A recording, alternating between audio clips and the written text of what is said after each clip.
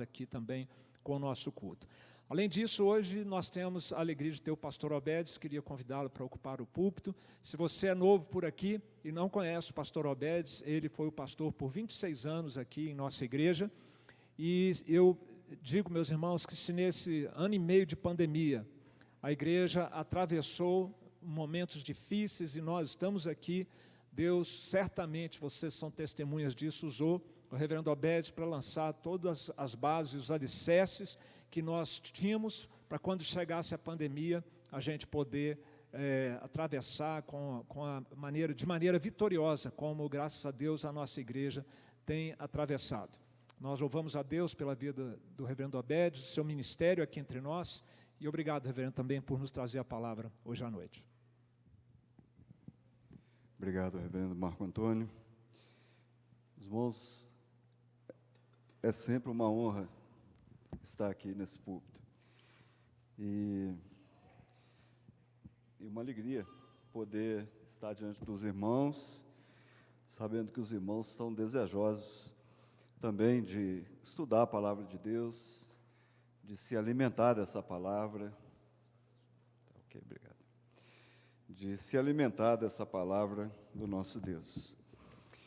Eu tenho trabalhado com a Junta de Missões Nacionais e nosso projeto é plantar igrejas, né, no nosso país, nas cidades que ainda não têm uma igreja presbiteriana. E tenho sempre repetido isso. De 5.602 municípios, incluindo as regiões administrativas aqui de Brasília, são 5.570 municípios, mais as cidades aqui de Brasília. Dessas 5.602, apenas em 3.700 delas, ainda não tem uma igreja presbiteriana. Então, é realmente um dado triste, né? E por isso nós estamos ali, trabalhando e lutando para que cada dia mais possamos plantar igrejas, novas igrejas, organizar novas igrejas, para que haja a proclamação do Evangelho do Senhor Jesus. Meus irmãos, eu quero convidá-los nessa noite, dia da Reforma, comemorado, né, o dia da Reforma, e eu queria convidá-los a abrir a palavra em Efésios, capítulo 1, no versículo 3, a partir do verso 3 até o verso de número 14. E nós vamos fazer essa leitura, e os irmãos vão acompanhar, sentados como estão, com reverência, diante da palavra do nosso Deus. E o texto da palavra do Senhor, então, diz da seguinte maneira, Efésios, capítulo 1, versos 3 a 14.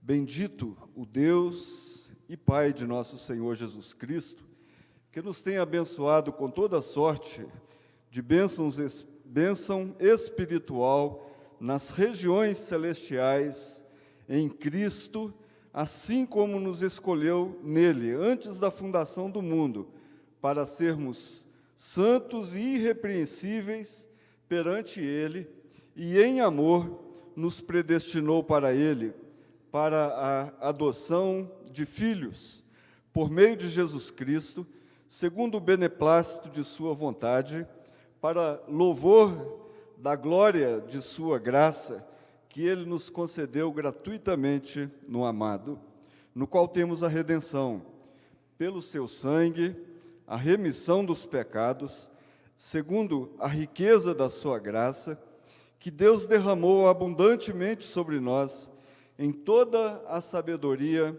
e prudência, desvendando-nos o mistério da sua vontade, segundo o seu beneplácito, que propusera em Cristo de fazer convergir nele na dispensação da plenitude dos tempos, todas as coisas, tanto as do céu como as da terra.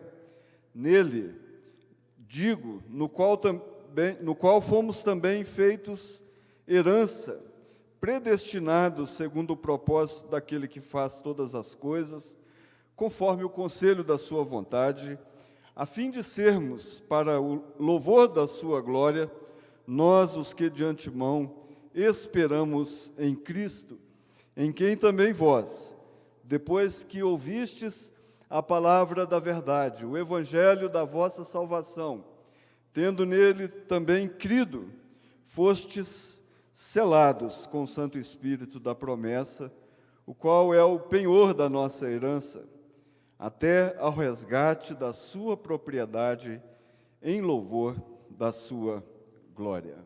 Deus nos abençoe, meus irmãos, com a leitura da palavra. Amém? Amém?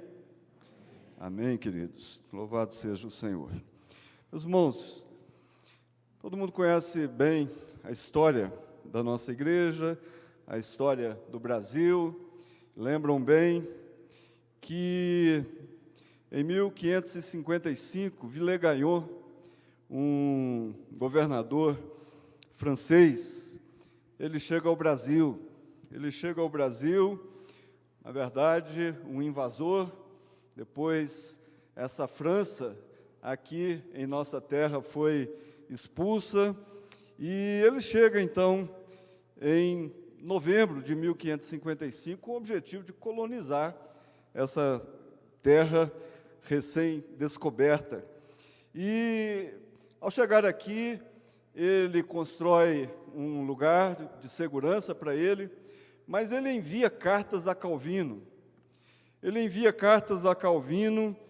E pedindo que Calvino pudesse enviar ministros reformados, pastores, e junto com pastores leigos também, que pudessem vir como um projeto social, talvez, artesãos, pessoas capacitadas que pudessem ensinar profissões não somente aos franceses que já estavam aqui, como também aos selvagens.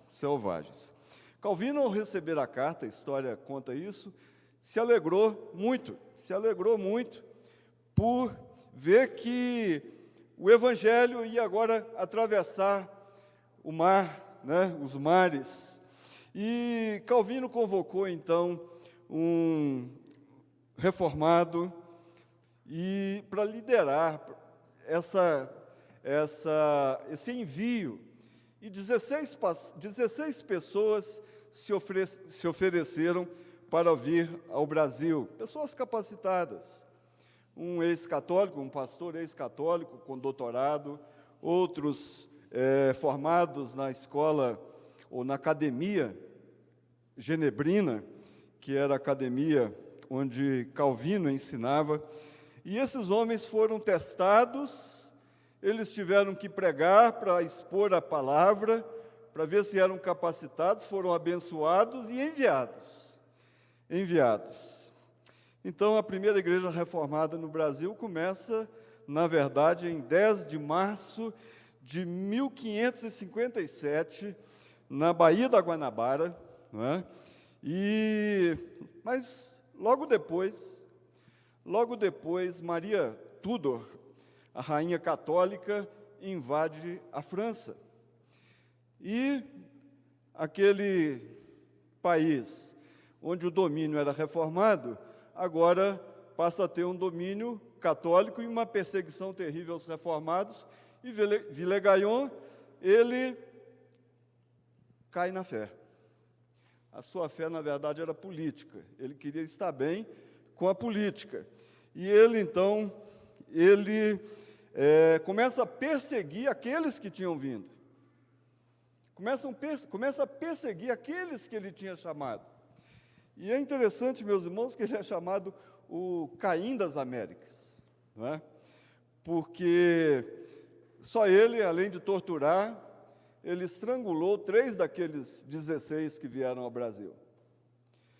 E os matou, alguns voltaram, E um deles, Jacques Le Ballet, ele fugiu e 10 anos depois, quase 10 anos depois, ele foi preso em Salvador, na Bahia, e pregou em vários lugares, e ele então foi executado a mando do padre jesuíta, padre Anchieta. Isso é histórico, meus irmãos, eu não estou contando nenhuma ilação, alguma coisa inventada. E assim foi a história dos primeiros reformados enviados ao Brasil, enviados a promover a salvação aqui nessa terra. Hoje eu quero confrontar duas ideias erradas que, ao longo da história, elas se propagaram, não é? Uma delas é que, a primeira delas é que a grande comissão, ela foi dada por Jesus apenas aos apóstolos. Então, não era uma ordem para a igreja, era para os apóstolos. Os apóstolos cumpriram no tempo que eles estiveram ali vivos, não é? E essa ideia, ela é muito defendida entre os luteranos, e os luteranos, inclusive, entendiam que a fé tinha que ser pregada pelo Estado. Se o país era luterano, então o governo tinha que obrigar todos a serem luteranos, nem que fosse pela guerra, pela imposição. E a segunda questão que eu queria também trazer nessa noite para os irmãos é que os reformadores do século XVI e XVII foram indiferentes, como diz um missiólogo muito conhecido, Gustav Warneck, um alemão, que faleceu em 1910, e ele divulgava isso, de que os reformadores, eles eram completamente indiferentes e contrários à pregação do Evangelho a todas as nações, e ainda dizendo que eles eram desprovidos de qualquer visão missionária, omissos, e não tinham nenhuma visão para a evangelização do estrangeiro. Meus irmãos,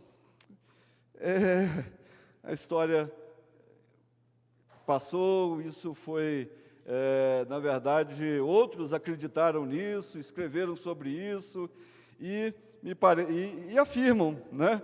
E sempre afirmam que o foco dos reformadores era a teologia, e não as missões. Eles não tinham tempo para missões. Então, pensando nisso, meus irmãos, eu, lendo, e sempre leio esse livro, Efésios. Efésios é um livro maravilhoso, uma carta tremendamente doutrinária, e não tinha texto melhor para eu compartilhar nessa noite, pensando num tema, meus irmãos, que é o seguinte: se somos reformados, então devemos ser missionários. Por quê? Porque eu trago esse tema para os irmãos nessa noite de 31 de outubro, não é? 504 anos da Reforma Protestante. Talvez o maior missionário de todos tenha sido Lutero, né? Porque se a fé vem pela a pregação da palavra, ouvir a palavra de Deus, então ninguém melhor para iniciar esse projeto missionário do que o próprio Lutero, que lutou para resgatar a palavra de Deus.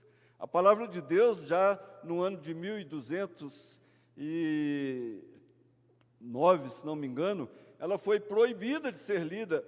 As missas eram feitas em latim e o padre, o sacerdote de costas para a igreja, porque só ele tinha a interpretação, a igreja não podia. o leigo, as pessoas não podiam ler a palavra porque não iam entender, porque só a igreja tinha a explicação e a interpretação da palavra do Senhor. Então, a palavra foi resgatada, não é?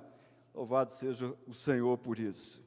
Então, esse texto, meus irmãos, ele fala da Trindade. E o pilar, eu digo o pilar único da missiologia, da ação missionária da igreja, está aqui nesse texto. Porque é, na verdade, a Trindade. A missiologia reformada, meus irmãos, é essencialmente trinitariana, ela é teocêntrica, ela é cristocêntrica. O Espírito Santo é aquele que converte, que sela os escolhidos, gerencia a obra missionária. Então, a nossa visão missionária, meus irmãos, ela é alicerçada, ela é movida pelo amor do Pai, pela obediência do Filho, pelo poder do Espírito Santo. Guardem isso. Guardem isso. A ação missionária, ela é alicerçada, ela é movida pelo amor do Pai, pela obediência do Filho e pelo poder do Espírito Santo. A Trindade, meus irmãos. O poder da Trindade. Por isso, Paulo escreve aos Efésios: maior missionário depois do próprio Cristo. Esse sim, o maior missionário de todos.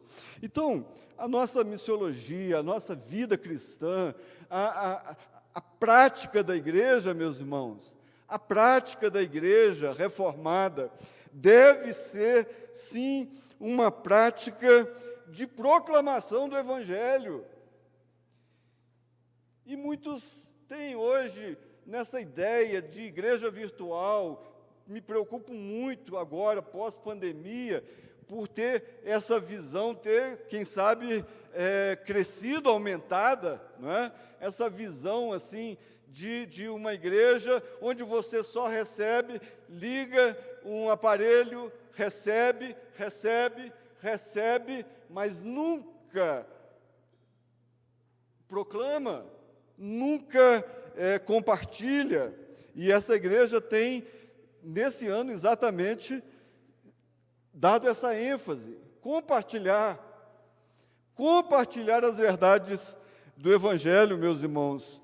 Então, a obra de Cristo, ela deve ser proclamada no presente. Olha, se Deus estabeleceu os seus decretos no passado, como diz o texto que lemos, a obra de Cristo realizada, ela tem que ser proclamada no presente, porque o Espírito Santo, ele confirma que todas as promessas futuras serão realizadas. Louvado seja o Senhor por isso, meus irmãos. Então, essa é a nossa visão, né? E eu quero, então, trazer aos irmãos algumas ideias sobre esse tema. Se somos reformados, devemos ser, então, missionários. Não há escapatória, não há outra forma de ser um cristão, um crente reformado. E eu tiro o reformado. Não há outra forma de ser um crente sem ser missionário. A vocação é dupla. O Senhor nos chamou para a salvação, mas Ele também nos chamou para a proclamação das virtudes do Evangelho do Senhor Jesus. Então, em primeiro lugar, meus irmãos, por que sermos missionários? Então, eu vejo nesse texto que o primeiro motivo é o Pai, é Deus. Olha, Deus Pai, em sua soberania, Ele já estabeleceu todos os seus decretos. Meus irmãos, havia uma ideia de que se Deus escolheu os seus filhos, então Ele que tomasse a iniciativa de salvá-los, não era papel da igreja. Uma ideia equivocada, uma ideia realmente estranha à palavra de Deus. E quando nós lemos aqui, meus irmãos, a respeito da eleição, no verso 4, como nos escolheu nele, antes da fundação do mundo, e Spurgeon tem uma frase de efeito maravilhosa com relação a isso, e ele fala, ainda bem que ele nos escolheu antes da fundação do mundo, porque se fosse hoje, com certeza, ele não ia escolher ninguém. Então, meus irmãos, o Pai, Ele predestinou, Ele escolheu, Ele amou, Ele demonstrou o seu amor na escolha, na predestinação, porque se não fosse o fato do Pai ter esse projeto missionário, ninguém estaria aqui, ninguém por si só procuraria o Senhor, porque naturalmente nós nos afastamos dele, e só a graça de Deus para nos aproximar e nos abençoar para receber as suas bênçãos. Então, meus irmãos, o texto fala que ele fez isso segundo o conselho, o propósito do conselho da sua vontade, por meio de Cristo. Por meio de Cristo. Olha, ele, no verso 11, fala, digo, no qual fomos também feitos herança, predestinados, segundo o propósito daquele que faz todas as coisas, conforme o conselho da sua vontade. Então, meus irmãos, a missão tem origem em Deus, é realizada por Deus e é para a glória de Deus. É Deus, não tem outro. A missão, meus irmãos, o foco da missão, o centro da missão é Deus, não são os perdidos. O foco da missão é o próprio Deus, Ele que tem que ser glorificado por nós, alcançados pela sua graça. Então, nós temos a ideia de que a igreja, não é? A igreja, tem umas que fazem missão, a outra. Olha, meus irmãos, a missão é de Deus. Então, quando a gente fala hoje, esses conceitos de missão são tão complicados. Tem uma expressão antiga de Agostinho, de Hipona, missio Dei, né? Todos já ouviram essa expressão, missio Dei, né? E hoje, essa missio Dei, ela é ampla, ela está aberta.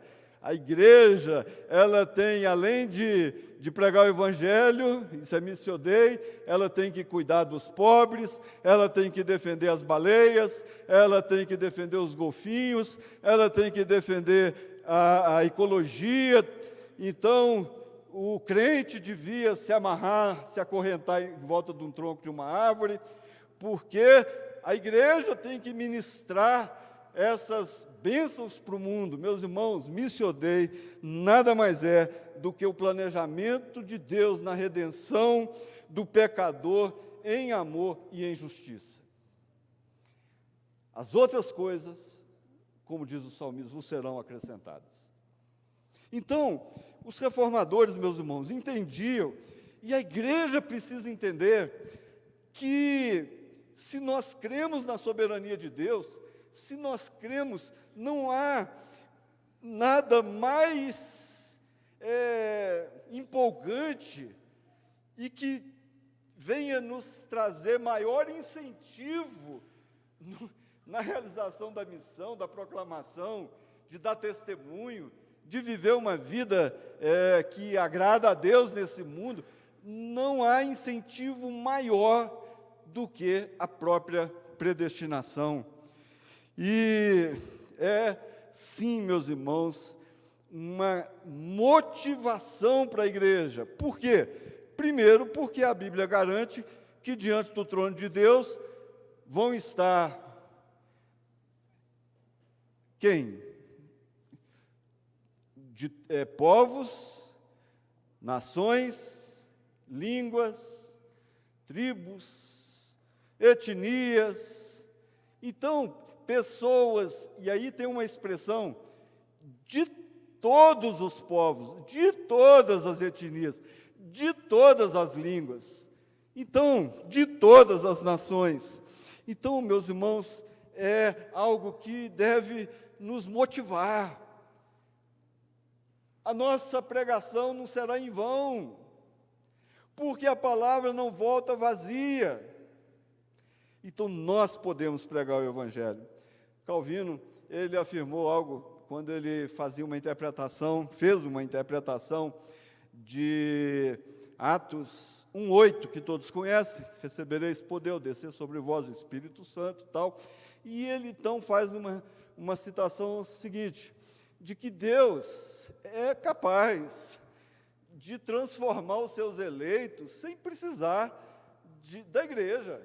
Nós sabemos disso, não é? E então essa obra secreta do Espírito Santo, olha, ela pode ser feita sem qualquer assistência da igreja, mas ele também ordenou a pregação externa. E para que a mensagem se torne efetiva, não volte vazia, então ele fala que escreve, Calvino dizendo, que Deus escreve com o seu próprio dedo no coração das pessoas as palavras que a igreja proclama nos ouvidos do incrédulo. Maravilhoso isso, meus irmãos. Para que a pregação, não precisa de nós,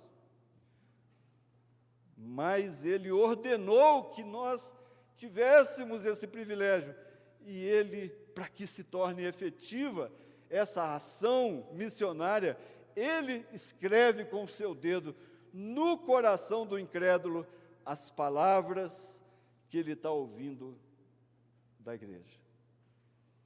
A fé vem pelo ouvir. Meus irmãos, Deus é o Senhor da missão, o centro da missão. E não há como desobedecer. Por quê? Porque, em segundo lugar, o texto nos fala que, se somos reformados, devemos ser missionários, porque Jesus, o primeiro missionário, obedeceu à ordem do Pai. E ele nos deu a redenção. E o texto diz que isso deve ser ouvido por todos. Não é isso que diz o verso 13? Em quem também vós, depois que... Leram? Em quem também vós, depois que ouvistes a palavra da verdade. Quem vai pregar? Paulo pergunta. Como ouvirão se não há quem pregue? Então, o Pai, na eternidade, já havia determinado que Jesus seria o primeiro missionário. E Jesus se tornou obediente até a morte de cruz, e trazendo então a redenção. A redenção, a obra é de Cristo, meus irmãos. A adoção do pecador como filho de Deus é feita por meio do Filho. É feita por meio de Jesus. Mas essa mensagem tem que ser proclamada, meus irmãos. Aí quando falo que os reformadores não se preocupavam com isso, só alguns dados para os irmãos. Em Genebra, no tempo de Calvino, haviam 38 tipografias sob a orientação de Calvino, 2.000 empregados nessas tipografias para poder editar a Bíblia e panfletos que fossem apologéticos, mostrando o que a Bíblia diz e mostrando os erros que a cristandade daquela época estava cometendo. 38 oficinas tipográficas. Há dados, meus irmãos, de relatório de pastores que levaram para a rainha Catarina de Médici, em 1562, informando que a escola de Genebra, a academia criada por Calvino para estudar a palavra de Deus, então a escola de Genebra enviou para a França centenas de missionários, organizando entre o ano de 1553 a 1563 eles plantaram mais de 2.000 igrejas na França e abriram mais de 2.000 escolas confessionais, todos vindo de Genebra, da escola de Calvino, da escola dos reformadores. Só em 1561, meus irmãos, Calvino enviou 142 missionários para a França. Então, meus irmãos, quem diz alguma coisa a respeito dos reformados, que reformado não pode ser missionário, que reformado não precisa se preocupar com isso, é porque não conhece a história da França, não conhece a história do Brasil, que recebeu esses missionários aqui também. E nós precisamos, meus irmãos, de trazer isso para nós. Olha, quando Calvino morreu em 1564, a sua academia estava preparando mais de 1.500 pastores para serem enviados para o mundo, para a proclamação da palavra de Deus. Então, o reverendo Elias Medeiros, um dos grandes missiólogos hoje da nossa igreja presbiteriana do Brasil, ele é concunhado do reverendo Augusto Nicodemos, já esteve aqui, ele, lendo as cartas que Calvino escrevia para os pastores, eu tenho que citá-lo porque eu não li as cartas, né? E ele então fala a respeito não só da agenda missionária de Calvino, mas do coração missionário de Calvino. O amor que ele tinha pelo mundo perdido, a paixão de ver pessoas convertidas. Então, meus irmãos, para os reformadores, ser um calvinista, algumas coisas eram fundamentais, eram exigidas. Primeiro, eles tinham que crer na palavra, eles tinham que crer na salvação pela graça, eles tinham que crer na soberania de Deus, crer na proclamação do Evangelho centrado em Jesus Cristo. Isso aqui é fundamental hoje, não é? E saber que tudo que a igreja fizer, tudo que acontecer, qualquer alma que se converter, qualquer família que for transformada, qualquer cidade que for abençoada, tudo é para a glória de Deus. Isso é ser um reformado, meus irmãos. Então, nós precisamos de repensar a nossa vida cristã, a vida cristã como igreja. Deus não nos chamou para ficar simplesmente sentado num banco, ouvindo, aprendendo, se enchendo de conhecimento. Não é assim que vive o servo de Deus. A palavra está dizendo, isso é claro na palavra. O mundo tem que ouvir a mensagem do Evangelho do Senhor Jesus Cristo. E é interessante que, para os profetas, as barreiras geográficas estavam fechadas. Lembra que Jesus veio e dizendo que ele veio para as ovelhas perdidas da casa de Israel? Então, é como se as barreiras ali para os profetas não tivessem fechado ainda. E quando o Espírito Santo é derramado sobre a igreja, cumprindo a promessa, no dia do Pentecostes, essas barreiras são quebradas, meus irmãos. Essas barreiras são destruídas, e a igreja agora é convidada a pregar o Evangelho em Jerusalém, na Judéia, Samaria e até os confins da terra. Um privilégio, queridos, um privilégio para a igreja. Ser reformado exige que sejamos missionários, meus irmãos. Em terceiro lugar, porque o Espírito Santo também faz parte da missão. E o Espírito Santo é Ele que torna a nossa filiação efetiva. E esse texto, ele fala que depois que ouvimos a palavra da verdade, o Evangelho da salvação, tendo nele crido. Olha, ninguém crê se não for pela ação do Espírito Santo. Essa é a briga histórica, não é?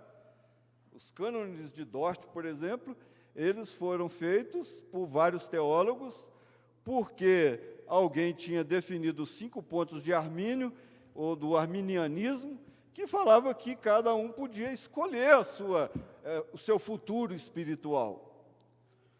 E eles então se reuniram e chegaram à conclusão que não, que se não fosse pelo Senhor, pela ação do Espírito Santo, pelo poder da graça de Deus, então ninguém ia experimentar da bênção de fazer parte, de ser adotado na família de Deus. Então, meus irmãos, nós precisamos dar ênfase à questão do Espírito Santo.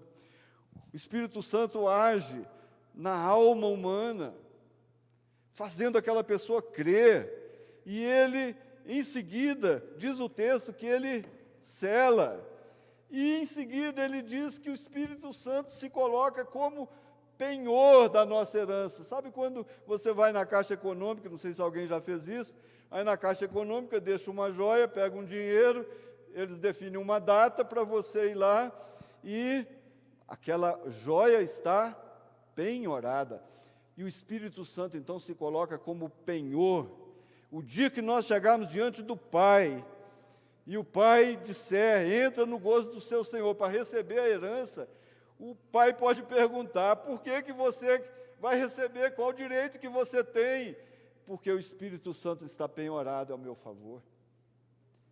É Ele que nos dá, que nos sela, que nos abençoa e que nos faz perseverar e que faz com que vivamos realmente uma vida no meio de luta, mas fiel à palavra de Deus, ao Senhor.